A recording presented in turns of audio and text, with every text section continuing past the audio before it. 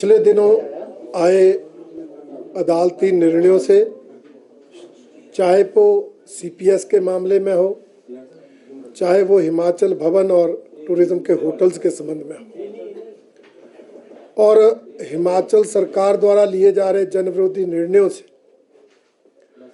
और जो हिमाचल सरकार की पूरे देश में फजीयत करने वाले कृत्य सरकार ने किए हैं, उन सब से ये सरकार बुरी तरह से बौखला गई है और बौखलाहट में विपक्ष को फेस करने की, विपक्ष का सामना करने की हिम्मत नहीं जुटा पा रही है। इस बार शीतकालीन सत्र मात्र 4 दिनों का बुलाया गया। हिमाचल प्रदेश के इतिहास में ये सबसे कम दिनों वाला सत्र होने वाला है। क्यों? क्योंकि सरकार विपक्ष का सामना नहीं कर पा रही, इसलिए विधानसभा के अंदर विपक्ष के मुद्दों का जवाब देने की हिम्मत उनके पास नहीं है। इसलिए इस सदन को जितना छोटा कर सकते थे उतना छोटा किया गया है। मुझे पता है वो तर्क देंगे, हमने मॉनसून सत्र लंबा किया, परंतु मैं बताना चाहता हूं उतना बजट सत्र छोटा किया था। हिमाचल प्रदेश में विधानसभा की 35 बैठकें होने का रिवाज है, परंपरा है, परंतु इस बार मात्र 27 दिन की बैठकें होंगी। इसलिए हमारा ये मानना है कि सरकार अपने ही कृत्यों से, हीन भावना से ग्रस्त है और विपक्ष का सामना करने से घबरा रही है। इसलिए इस सत्र को छोटा रखा गया, परंतु भारतीय जनता पार्टी का विधायक दल इन 4 दिनों का भी भरपूर फायदा उठाएगा। जनहित से जुड़े मुद्दों को सदन में प्रभावी ढंग से उठाएगा और जो अन्य मसले हैं, चाहे वो भ्रष्टाचार के हैं, चाहे वो लॉ एंड ऑर्डर के हैं, चाहे वो प्रदेश के हितों के खिलाफ काम करने के हैं, उन सभी मुद्दों पर सरकार को कटघरे में खड़ा करेंगे। ये मैं आज आप सबके माध्यम से कहना चाहता हूं कि विधानसभा के अध्यक्ष का पद संवैधानिक है, उसकी एक अपनी गरिमा है और हम उसका मान सम्मान करते हैं, परंतु जिस तरह से वर्तमान विधानसभा अध्यक्ष समय समय पर बयान देते हैं, वो बहुत ही दुर्भाग्यपूर्ण है। जब बात की जाती है तो कहा जाता है मैं तो सदन के अंदर अध्यक्ष हूं, बाहर तो मैं स्वतंत्र हूं। तो फिर सदन के अंदर की बातों को सदन के बाहर क्यों उठाया जाता है? पहले लोकसभा चुनाव के दौरान जो सदन के अंदर राज्यसभा चुनाव के दौरान घटना घटी थी, उस पर बयान दिया था कि मैंने 6 विधायकों के सर कलम कर दिए और 3 मेरी तलवार के नीचे। और पिछले कल भी बयान दे दिया कि 9 विधायकों की शिकायत पेंडिंग है, निर्णय इस सत्र में आएगा। मैं पूछना चाहता हूं, जिन 9 विधायकों की शिकायत की बात करते हैं, जिस घटना की चर्चा करते हैं, वो घटना तो बजट सत्र की है। तो अगर आपने निर्णय लेना था तो मॉनसून सत्र चला गया, उसमें तो आपने कोई निर्णय नहीं लिया। क्यों? क्योंकि उसमें कुछ होना ही नहीं है। जिस घटना का जिक्र किया जाता है वो घटना तो वेल में उस समय घटी जब आदरणीय अध्यक्ष महोदय सदन में थे ही नहीं। इसलिए उस घटना को लेकर विधानसभा की सदस्यता रद्द करना ये कहीं तर्कसंगत नहीं, इसलिए मानसून सत्र में कुछ नहीं हुआ।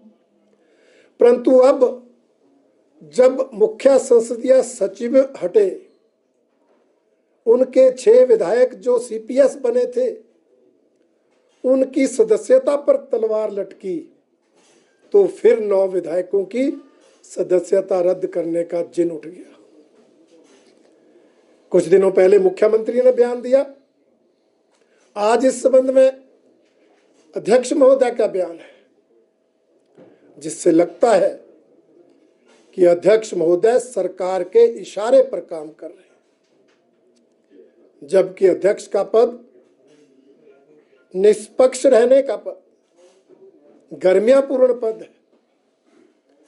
इसलिए मैं उम्मीद करता हूं कि आदरणीय विधानसभा के अध्यक्ष महोदय अध्यक्ष पद की उस गरिमा को बनाए रखेंगे, सरकार की कठपुतली इस पद को नहीं बनने देंगे और इस तरह दबाव में आकर लोकतांत्रिक ढंग से जनता द्वारा चुने हुए विधायकों की सदस्यता रद्द नहीं करेंगे, क्योंकि कोई मामला बनता नहीं। वो कहते हैं मैं तो ऐसे फैसले लेता हूं सुप्रीम कोर्ट भी वैध करार देता है। मैं कहना चाहता हूं उनके फैसले पर सुप्रीम कोर्ट ने स्टे नहीं दिया था, कोई फैसला नहीं सुनाया था। कानूनन उनका फैसला सही था नहीं था इस पर निर्णय नहीं था। वो तो क्योंकि चुनाव आयोग ने विधानसभा के उपचुनाव घोषित कर दिए थे, इसलिए उन विधायकों ने केस वापस ले लिया जब स्टे नहीं।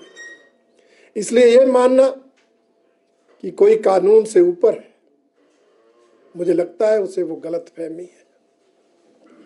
इसलिए मैं उम्मीद करता हूं कि हमारे अध्यक्ष महोदय इस संवैधानिक पद की, इस गरिमापूर्ण पद की मर्यादा को बनाए रखेंगे और कोई ऐसा कृत्य नहीं करेंगे जो अलोकतांत्रिक होगा, जो तानाशाही पूर्ण होगा और जो गैर कानूनी होगा। और ऐसा अगर होता है तो भारतीय जनता पार्टी हर स्तर पर उसका मुकाबला करेगी। वो इनकी धमकियों से डरने वाली नहीं है। हमने जो करना है लोकतांत्रिक ढंग से, कानूनी ढंग से हम उसे करते रहेंगे, परंतु अध्यक्ष महोदय को अपने पद की गरिमा बनाए रखनी चाहिए। 11 सितंबर को वर्तमान सरकार जश्न मना रही है। हमने कई बार पूछा, हमारे नेताओं ने पूछा कि जश्न क्यों मनाया जा रहा है? आपकी 2 साल की ऐसी कौन सी उपलब्धि है जिसको लेकर आप जश्न मना रहे हैं? 1 सप्ताह बीत गया, कोई जवाब नहीं आया। जवाब तब आता अगर कोई उपलब्धि होती। इस सरकार ने तो प्रदेश की, देश ही नहीं दुनिया में फजीयत कराई, चाहे मामला टॉयलेट टैक्स का हो, चाहे मामला समोसे की जांच का हो।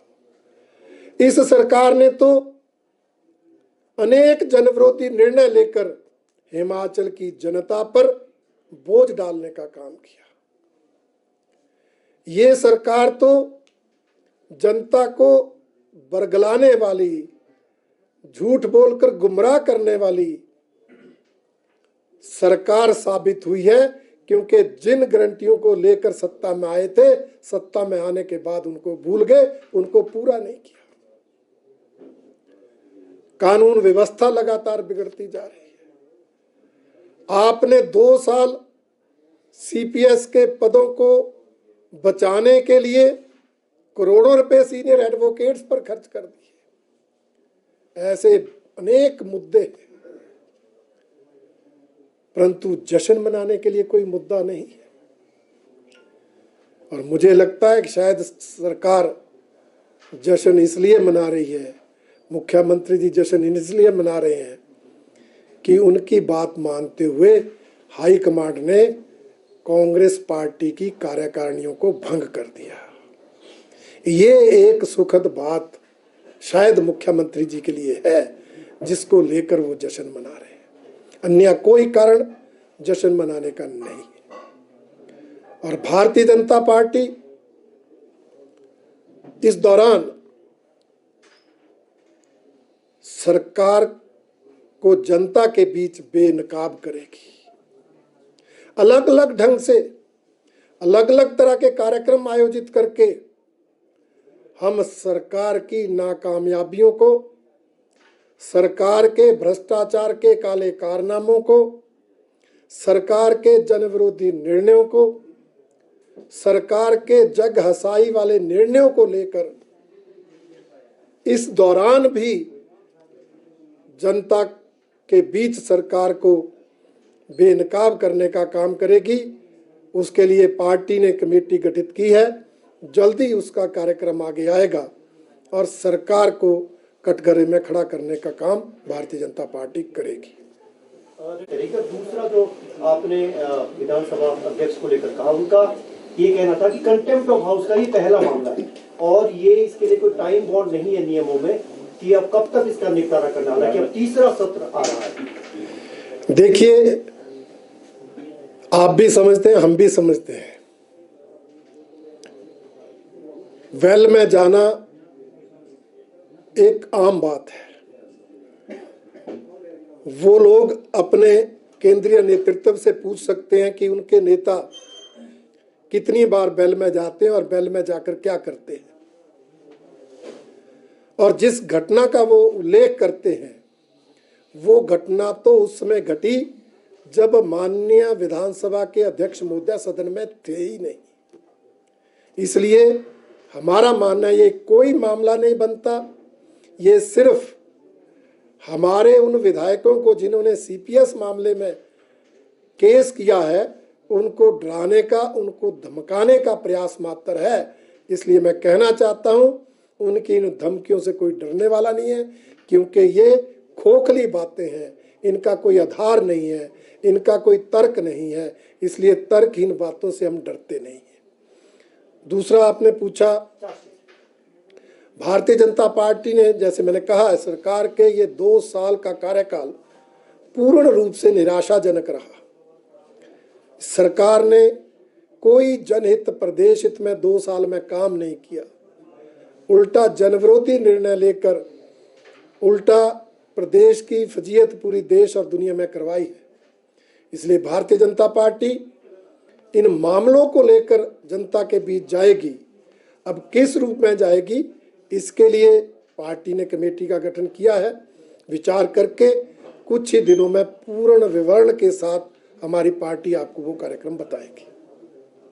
कि विधायकी हटाने से जो 3D थी 97 की, उस पर फिलहाल रोक लगाई है, तो सरकार ये कह रही है कि विपक्ष के जो सपने हैं वो चकनाचूर हो गए, क्योंकि उसमें तो अभी फिलहाल सुप्रीम राहत मिली है। देखिए, वही है ना कि भाई छोटी सी बात को लेकर जश्न मनाना ये उनकी आदत है, उनका स्वभाव है। पिछले मामले में भी स्टे ही मिला तो कहते हमारे निर्णय पर सुप्रीम कोर्ट ने मोहर लगा दी। इस निर्णय में भी स्टे ही लगा है, कोई परमानेंट उनको राहत नहीं मिली है। इसलिए इस मुद्दे पर भी जश्न मनाने का उनको कोई अधिकार नहीं है। ये ठीक है, मामला सुप्रीम कोर्ट में है, इसलिए उस पर ज्यादा टिप्पणी करने की आवश्यकता नहीं।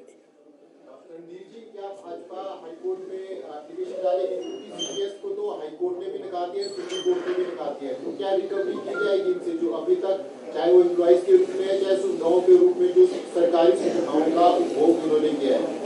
देखिए, अभी ये मामला माननीय सुप्रीम कोर्ट में चला है। वहाँ के फैसले के बाद ही आगे पार्टी को क्या करना है, उस पर हम अपने कानूनी विशेषज्ञों से बातचीत करके राय लेकर आगे की रणनीति बनाएंगे। धन्यवाद।